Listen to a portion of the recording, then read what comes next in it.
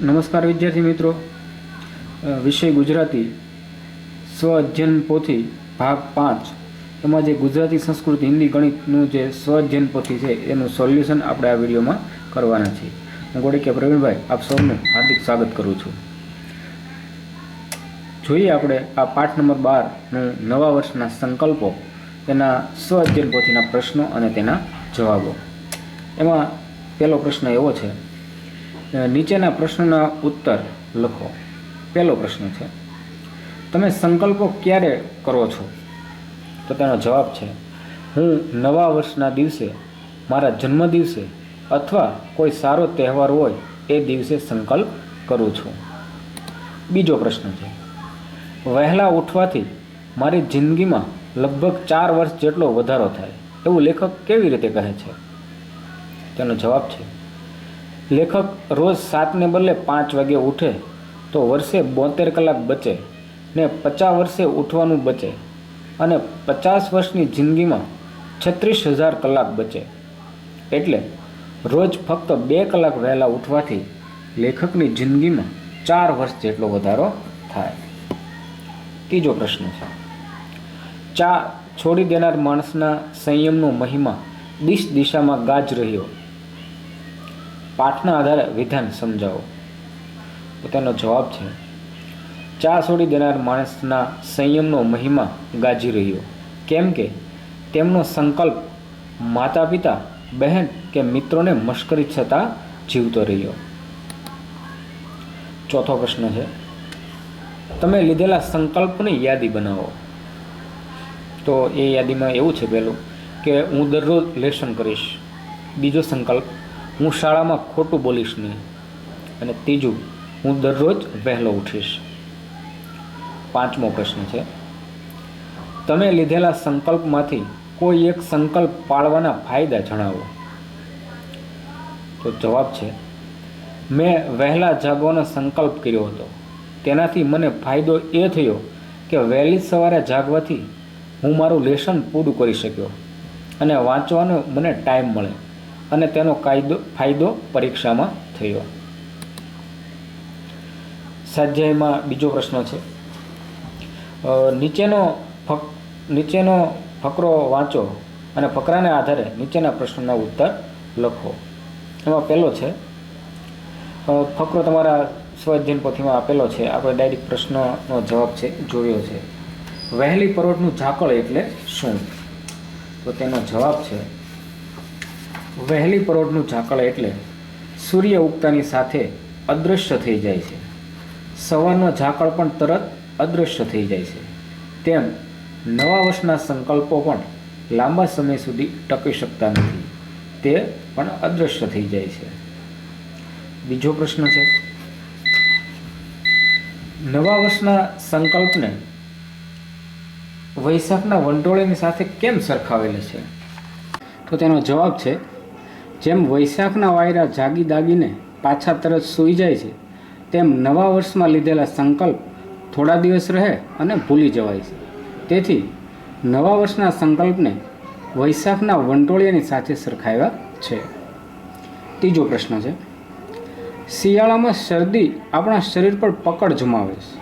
આ વાક્યને લગતો રૂઢિપ્રયોગ ફકરામાંથી શોધીને લખો. તો વિદ્યાર્થી મિત્રો, એમાં પહેલો એક જવાબ આવે છે, શરદીનું મોજું. ચોથો પ્રશ્ન છે, નિરુત્સાહ શબ્દનો વિરોધી શબ્દ ફકરામાંથી શોધીને લખો. તો તેમાં જવાબ આવશે ઉત્સાહ. પાંચમો પ્રશ્ન, નીચેના શબ્દોના સમાનાર્થી શબ્દો ફકરામાંથી શોધી લખો. તો તેમાં પવિત્ર તો પાવન, ઉત્સવ તો એનો અર્થ થાય છે જલસા. ત્યારબાદનો પ્રશ્ન નંબર 3 જોઈએ, તમે સાંભળેલું કે વાંચેલું વિનોદી પ્રસંગનું વર્ણન કરો. તો વિદ્યાર્થી મિત્રો, આપણે જોઈએ એકનો જવાબ. લેખકના એક સંબંધી નવા વર્ષે ક્રોધને જીતવાનો સંકલ્પ કરે છે. આ સંકલ્પ વિશે તો પોતાની પત્નીને જાણ કરે ત્યારે પત્ની એમને ટકોર કરે છે કે તમે સંકલ્પ તો કરો, પણ એ પાળી બતાવો ત્યારે સાચા. આ સાંભળીને એ ભાઈનો મિજાજ છટક્યો. તેઓ ખૂબ ગુસ્સે થઈ ગયા. તેમનો સંકલ્પ ત્યાં જ તૂટી ગયો. તો આ રીતે એક વિનોદી પ્રસંગ હતો. પ્રશ્ન નંબર 4 છે, નીચે આપેલા ફકરામાંથી યોગ્ય વિરામ ચિહ્નો મૂકી ફરીથી લખો. વિદ્યાર્થી મિત્રો, એક પેરેગ્રાફ આપેલો છે તમારા અભ્યાસ સ્વઅધ્યયન પોથીમાં, તો તેનો જવાબ નીચે આપેલો છે. પહેલાં ઉત્તર ચિહ્ન આવે છે, તો એ જે કાંઈ જવાબ છે એ મેં ખૂબ સારી રીતે સમજીને લખેલો છે. તમે જોઈ અને લખી શકો છો. થોડી વાર માટે વિડીયોને પોઝ કરી દેજો, ત્યારબાદ લખી શકો. ત્યારબાદ 5મો પ્રશ્ન છે, નીચેનામાંથી દ્વંદ્વ સમાસ ઓળખો અને નીચે લીટી દોરો. તો આ 1 થી 7 પ્રકારના વાક્યો આપેલા છે. મેં લાલ કલરથી જે બતાવેલા છે એ વિદ્યાર્થી મિત્રો એના જવાબ આવશે. પહેલામાં 7-8, બીજામાં અહીં તહીં, ત્રીજામાં ભાઈ બહેન, ચોથામાં કૃષ્ણ સુદામા, 5મામાં શાકભાજી, 6ઠામાં રાત દિવસ અને 7મામાં હાડ માસ. તો આ એનો જવાબ છે થશે. 6ઠ્ઠો પ્રશ્ન છે, નીચેના વાક્યો વાંચો અને સમજો. લાગુ પડતો રૂઢિપ્રયોગ કૌંસમાંથી શોધીને લખો. કૌંસની અંદર કેટલાક રૂઢિપ્રયોગો આપેલા છે એ આપણે લખવાના છે. એમાં એક ઉદાહરણ પણ આપેલું છે, આપણે જોઈએ. એમાં પહેલો પ્રશ્ન છે, પડોશી રાજાએ એકાએક હુમલો કર્યો એ જાણીને રાજાના ગુસ્સા પર કાબુ ન રહ્યો. તો એમાં રૂઢિપ્રયોગ આવશે મિજાજ છટકવો. બીજું છે, કારની રેસમાં તેણે બધાને મંત્રમુગ્ધ કરી દીધા. તો મંત્રમુગ્ધની જગ્યાએ આવશે ગાંડા બનાવવું. ત્રીજું છે, તેણે કરેલી શોધ 4 દિશામાં ખ્યાતિ પામી. તો એમાં જવાબ આવશે 10 દિશામાં ગાજવું. ચોથું છે, સંતોએ જીવનમાં મોહ માયા છોડવાની વાત કરી છે. તેમાં જવાબ આવશે માયા મૂકવી. 5મું છે, મેળામાં જવાની વાત સાંભળી મનીષના મનમાં નવો ઉત્સાહ પ્રગટ થયો. તો તેમાં જવાબ આવશે આંખમાં ચમક આવવી. પ્રશ્ન નંબર 7 છે, સાચી જોડણીવાળો શબ્દ શોધીને લખો. એમાં નિયમિત એવી રીતનો છે, તેનો જવાબ છે એ લાલ કલરથી છે લખેલો છે, તેનો જવાબ આવશે. પહેલામાં નિયમિત, બીજામાં હ્રસ્વ એન્જિન એ રીતનું રહેશે. ત્રીજામાં પણ જોઈ શકો છો 4 અને 5. તો આ રીતે એના સાચી જોડણીના જવાબો છે રહેશે. આ રીતે વિદ્યાર્થી મિત્રો બધાને જય શ્રી ગણેશ.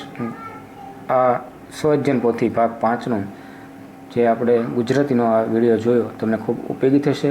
આવનારા વિડીયોમાં સ્વઅધ્યયન પોથી ભાગ 5ની અંદર આવતા તમામ વિષયના ટોપિક છે મૂકવામાં આવશે. એટલા માટે ચેનલને સબસ્ક્રાઈબ બાકી હોય તો કરી લેજો અને આવા જ વિડીયો જોવા માટે જોડાયેલા રહેશો.